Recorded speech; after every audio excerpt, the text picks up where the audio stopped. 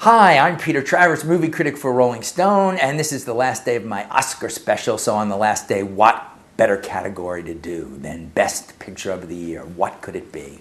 And the nominees are Atonement, Michael Clayton, Juno, No Country for Old Men, and There Will Be Blood. There's a trick to doing this. People will tell you that, well, if you get the most nominations, you win Best Picture. Well, the most nominations this year were 8, but No Country for Old Men and There Will Be Blood both got 8. So what are you going to do there? And then what are you going to do with the fact that Juno has made more money than the other 4 movies combined? It's such a popular hit.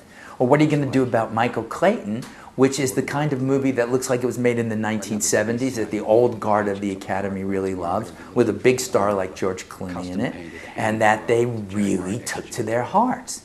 And what are you going to do with Atonement, a movie that has 7 nominations and that has won the Golden Globe as Best Picture, has won awards from so many other groups, but it didn't get a nomination for its director, Joe Wright.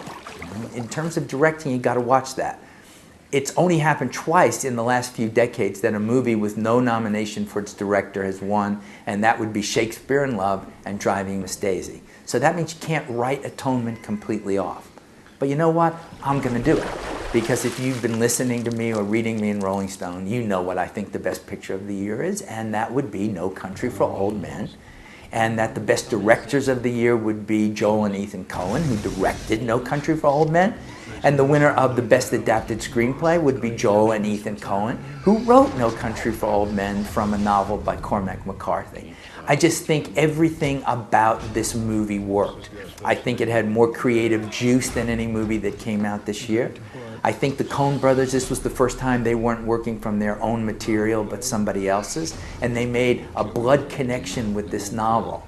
You know, the Academy winner of Best Picture has to be more than an adventure or thrilling or funny. It has to actually say something about the world we live in now.